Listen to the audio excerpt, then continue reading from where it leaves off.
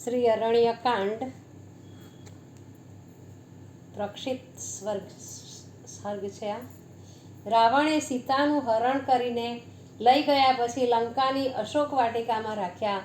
આથી દેવો અતિશય ખુશ થઈ ગયા. તેમણે વિચાર્યું કે હવે રાવણે સીતાનું હરણ કર્યું છે, આથી થોડા સમયમાં જ તેનો નાશ થઈ જશે અને તેના દાસત્વમાંથી દેવો મુક્ત થશે.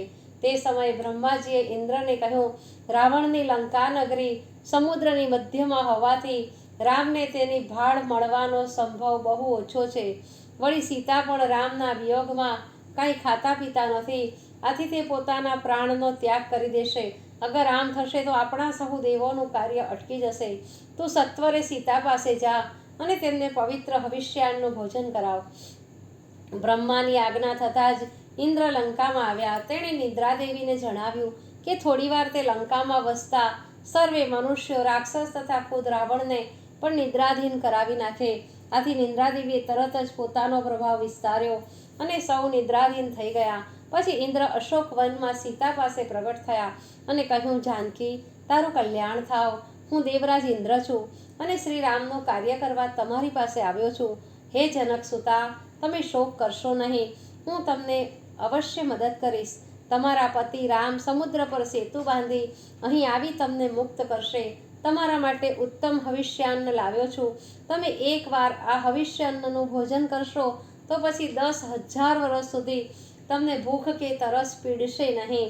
ઇન્દ્રનું આવું કહેવું સાંભળીને સીતાને મનમાં શંકા જાગી કે આ કોઈ માયાવી રાક્ષસ તો નહીં હોય ને? તે મને ભૂલાવામાં નાખીને ભ્રષ્ટ કરવા તો આવ્યો નહીં હોય ને? આમ વિચારીને સીતા બોલ્યા, તું કહે છે કે હું ઇન્દ્ર છું, પણ આ તો માયાવી રાક્ષસોની નગરી છે. તેમાં તું શચીપતિ ઇન્દ્ર છે તે હું કેમ માનું? હે ઇન્દ્ર, હું રામ પાસે હતી ત્યારે દેવોના ચિહ્નો મેં જાણ્યા છે. તું અગર ઇન્દ્ર જ હોય તો તેવા ચિહ્નો મને પ્રગટ રૂપે બતાવ. આ તારું ગૂઢ સ્વરૂપ જોતા મને શંકા ઉપજે છે. સીતાનું બોલવું સાંભળીને ઇન્દ્રે પોતાનું દિવ્ય સ્વરૂપ ધારણ કર્યું. તેના પગ ભૂમિથી ઊંચા રહ્યા હતા. તેણે દિવ્ય અને નિર્મળ વસ્ત્રો પહેર્યા હતા અને તેણે પહેરેલી માળામાંનું એક પણ પુષ્પ કરમાયેલું ન હતું. આવા લક્ષણો જોઈને સીતાને સંતોષ થયો. હે ઇન્દ્ર, તમે મને સારા સમાચાર આપ્યા છે, આથી હું હર્ષિત થઈ છું. હવે તમારું હવિષ્યાન્ન ભોજન હું જરૂર કરીશ. હવિષ્યાન્નનું પાત્ર હાથમાં લઈ મનોમન રામ અને લક્ષ્મણનું નામ સ્મરણ કરી પ્રથમ તેમને સમર્પણ કરી પછી પોતે ભોજન ગ્રહણ કર્યું.